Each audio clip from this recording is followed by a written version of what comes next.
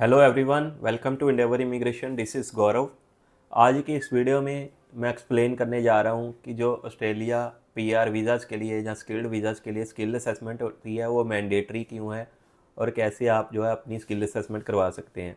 तो वीडियो को शुरू करें इससे पहले अगर आप हमारे चैनल पे फर्स्ट टाइम विजिट कर रहे हैं तो please do subscribe our channel. इसके अलावा आप हमें फेसबुक एंड इंस्टाग्राम पे भी फॉलो कर सकते हैं। तो आइए वीडियो को शुरू करते हैं। तो गाइस, अगर आप भी अपना ऑस्ट्रेलिया परमानेंट रेजिडेंसी अप्लाई करने की सोच रहे हैं अंडर स्किल्ड माइग्रेशन, तो उसमें जब आपको अपना एक्सप्रेशन ऑफ इंटरेस्ट डालना होता है, अपनी ईओआई डालनी होती है, तो सबसे पहले जो है आपको अपनी स्किल असेसमेंट करवानी पड़ती है। आप चाहे कोई भी वीज़ा अप्लाई करना चाहते हैं, जैसे कि सब क्लास 189, सब क्लास 190 और सब क्लास 491, तो उसमें जो है स्किल असेसमेंट जो है क्यों मैंडेटरी होती है, क्या क्या असेसिंग बॉडीज़ है, उसके बारे में बात करते हैं। तो सबसे पहले तो जो स्किल असेसमेंट है वो क्यों मैंडेटरी होती है, उसका रीज़न ये है कि ऑस्ट्रेलियन गवर्नमेंट जो है वो स्किल असेसमेंट आपकी यूज़ करती है to verify your qualification and work experience, कि वो जो आपका वर्क एक्सपीरियंस एंड क्वालिफिकेशन है वो ऑस्ट्रेलियन स्टैंडर्ड्स को मीट करते हैं या नहीं। उसमें वो चेक करते हैं कि आप जो है क्वालिफाइड हो उस स्किल्ड नॉमिनेटेड ऑक्यूपेशन के लिए जिस ऑक्यूपेशन में आप अपनी जो है ईओआई डालना चाहते हैं। दूसरी चीज़ पे वो जो है आपका एजुकेशन लेवल चेक करते हैं कि आपका जो एजुकेशन लेवल है वो ऑस्ट्रेलियन एजुकेशन लेवल के बराबर का है, जिसको जो है ऑस्ट्रेलियन क्वालिफिकेशन फ्रेमवर्क भी बोलते हैं। जैसे कि मान लो किसी ऑक्यूपेशन के लिए बैचलर लेवल की डिग्री की ज़रूरत है मिनिमम, तो उन्होंने सबसे पहले आपकी डिग्री का लेवल भी चेक करना है जो आपने इंडिया, पाकिस्तान, बांग्लादेश या किसी भी दूसरी कंट्री से की हुई है, कि आपकी जो बैचलर डिग्री है वो ऑस्ट्रेलियन क्वालिफिकेशन फ्रेमवर्क के तहत जो है वो बैचलर लेवल के बराबर है भी या नहीं। तीसरा जो वो चेक करते हैं वो आपकी एम्प्लॉयमेंट चेक करते हैं कि आपकी जो एम्प्लॉयमेंट है वो उस ऑक्यूपेशन से रिलेवेंट है या नहीं। कुछ ऐसे भी ऑक्यूपेशंस होते हैं जिसमें आपको वर्क एक्सपीरियंस की ज़रूरत नहीं पड़ती, उन पे ये चीज़ इम्प्लीमेंट नहीं होती एम्प्लॉयमेंट की, लेकिन जो मेनली 80% ऐसे ही ऑक्यूपेशंस होते हैं जिसमें आपको जो है मिनिमम 1 ईयर के वर्क एक्सपीरियंस की ज़रूरत पड़ती है। तो उसमें जो है आपके एम्प्लॉयमेंट को भी देखते हैं कि वो रिलेवेंट है या आपके ऑक्यूपेशन के साथ नहीं। इसके अलावा वो आपके वर्क एक्सपीरियंस को जो है ऑस्ट्रेलियन स्टैंडर्ड्स के तहत जो है skilled level and job duties के साथ मैच करके देखते हैं। तो जो स्किल असेसमेंट बॉडीज़ होती हैं उनका काम क्या होता है, उनका काम यही होता है कि वो आपकी क्वालिफ़िकेशन का लेवल चेक करते हैं, उसकी रिलेवेंसी चेक करते हैं कि वो रिलेवेंट है या इरेलीवेंट है, और कौन से ऑक्यूपेशंस के लिए उनको रिलेवेंट एजुकेशन ही चाहिए यानी कि एकेडमिक्स चाहिए, कौन से ऑक्यूपेशन के लिए इरेलीवेंट एजुकेशन हिस्ट्री के साथ भी जो है आप अपनी स्किल असेसमेंट अप्लाई कर सकते हैं। और इसके अलावा वो आपकी जॉब ड्यूटीज़ चेक करते हैं, आपकी जो है रिलेवेंसी चेक करते हैं आपके ऑक्यूपेशन जॉब ड्यूटीज़ के साथ। तो ये सारे काम जो है स्किल असेसमेंट बॉडीज़ करती हैं। और स्किल असेसमेंट अगर आपकी पॉजिटिव आएगी तो ही जो है आप अपनी ईओआई डाल पाओगे। अगर आपको जो है नेगेटिव रिज़ल्ट मिल जाता है तो आप जो है अपनी ईओआई नहीं डाल सकते। इसलिए जो स्किल असेसमेंट होती है वो बहुत ही क्रूशियल होती है, क्योंकि ये जो है फर्स्ट स्टेप है पीआर का। अगर आप नेगेटिव आउटकम ले लेते हैं तो जो है आप नेक्स्ट आगे जो है अपनी ईओआई नहीं डाल सकते। आपको अपनी स्किल असेसमेंट कब अप्लाई करनी होती है, आपको अपनी स्किल असेसमेंट अप्लाई करनी होती है अपनी ईओआई डालने से पहले, क्योंकि उसी में जो है आपको अपने पॉइंट्स के बारे में पता लगेगा।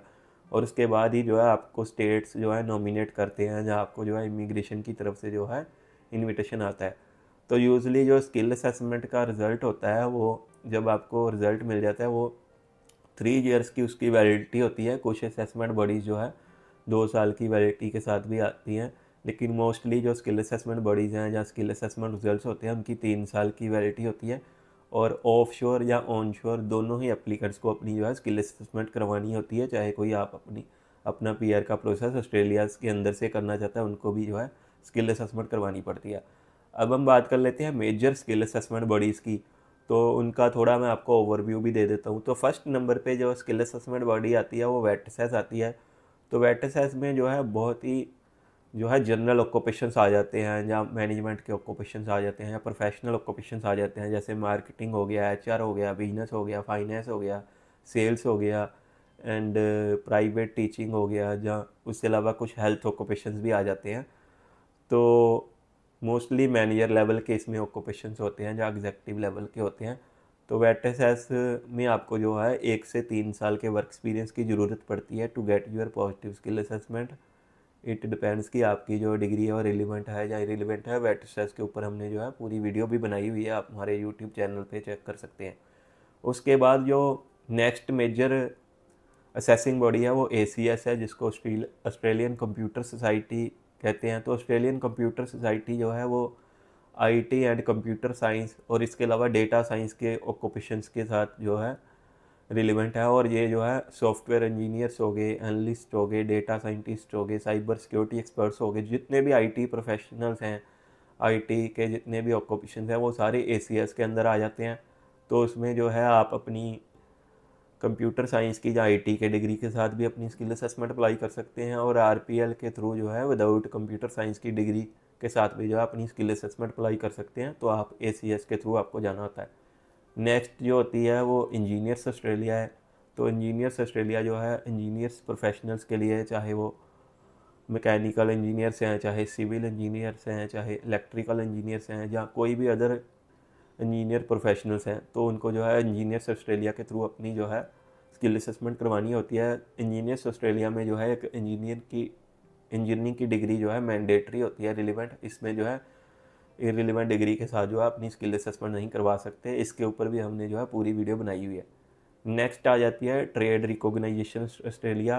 तो इसके नाम से ही आपको पता चल गया होगा कि जो ट्रेड रिकॉग्नाइजेशन ऑस्ट्रेलिया वो ट्रेड ऑक्यूपेशंस के लिए स्किल असेसमेंट करती है।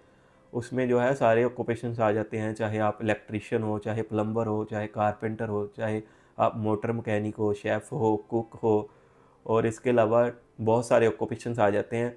अगर आप ऑस्ट्रेलिया के अंदर से अपना ट्रेड कोर्स कर रहे हैं तो आप ट्रेड रिकॉग्नाइजेशन ऑस्ट्रेलिया के थ्रू जा सकते हैं। अगर आप ऑस्ट्रेलिया के बाहर किसी भी कंट्री से, इंडिया से या किसी दूसरी कंट्री से अपनी जो है ट्रेड ऑक्यूपेशन में स्किल असेसमेंट करवाना चाहते हैं, तो ट्रेड रिकॉग्नाइजेशन ऑस्ट्रेलिया TR ने जो है वेटसेस को जो है पूरी रिस्पॉन्सिबिलिटी दी हुई है टू असेस ट्रेड ऑक्यूपेशंस। तो TRA एंड वेटसेस जो है मिलके जो है आपकी स्किल असेसमेंट करते हैं, जिसमें जो है उन्होंने ऑफशोर स्किल माइग्रेशन प्रोग्राम बनाया हुआ है, जिसके थ्रू आप वेटसेस के थ्रू जाके जो है अपनी स्किल असेसमेंट ले सकते हैं। तो इसमें लाइसेंस ट्रेड्स भी होते हैं, तो नॉन लाइसेंस ट्रेड्स भी होते हैं।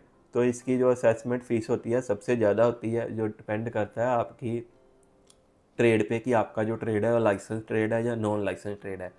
नेक्स्ट जो स्किल असेसमेंट बॉडी है वो IML है, जिसको institute of manager and leaders भी बोलते हैं।